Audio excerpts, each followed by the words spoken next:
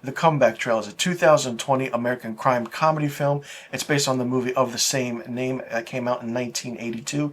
This movie, hold on to your hats, ladies and gentlemen, stars Robert De Niro, Tommy Lee Jones, Morgan Freeman, Zach Braff, and Emil Hirsch. This film actually came out on October 9th, 2020 at the Monte Carlo Comedy Film Festival.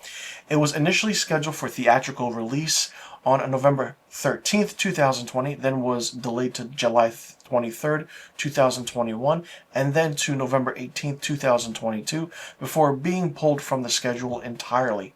It made its streaming debut and premiere on Showtime with Paramount Plus. I have not heard of the movie. I've never seen the original.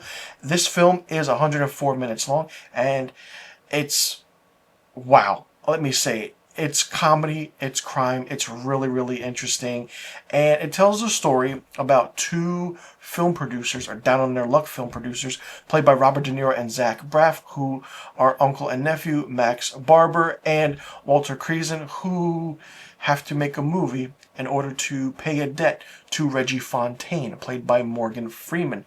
They hire a down on their luck, suicidal alcoholic by the name of Duke Montana, played by Tommy Lee Jones, in order to kill him and get the insurance money for everything.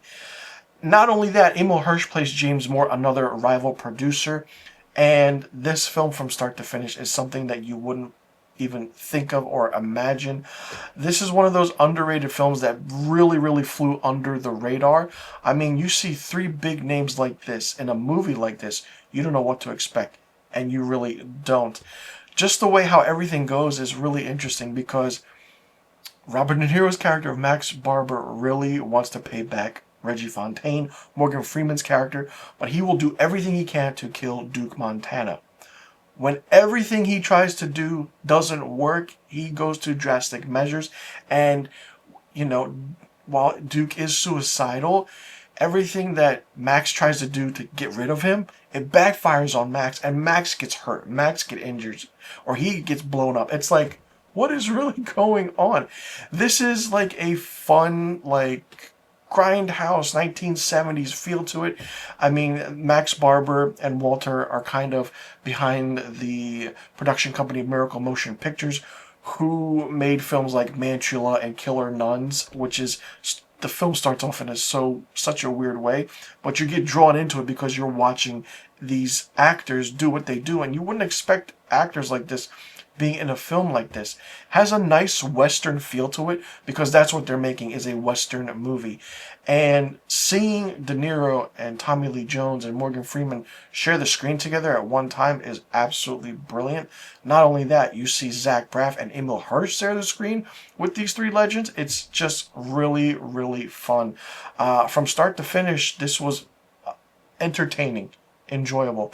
I feel like Duke Montana's character that Tommy Lee Jones played is a metaphor to John Wayne. Back in the day, they said John Wayne was, that go-to Western cowboy star, but then he was getting washed up a little bit, but then he made True Grit, made that comeback, and won that Oscar.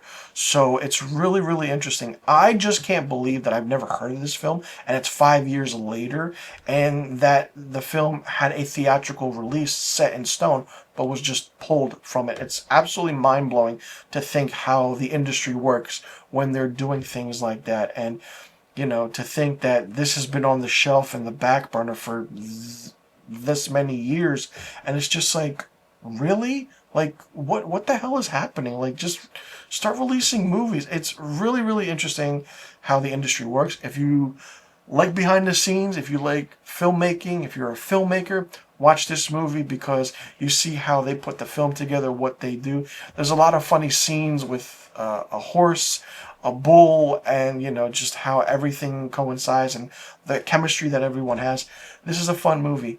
I've never seen the 1982 film of the same name, but I will definitely check it out now just to see the similarities or differences.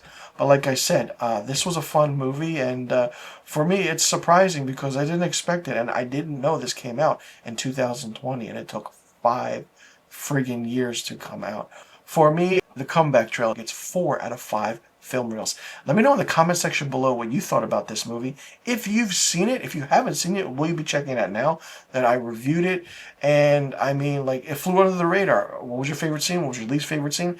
Did you ever think three big Hollywood names in the industry, De Niro, Freeman, and Tommy Lee Jones, would share the screen together? If not, then check this movie out because it's insane and funny at times. It's dry humor, it's sarcasm. If you love that kind of humor, then check this movie out. So let me know in the comment section about all the questions I just asked. I'm Mr. Filmstock. Thanks so much for tuning in, and I'll see you all in the next review video.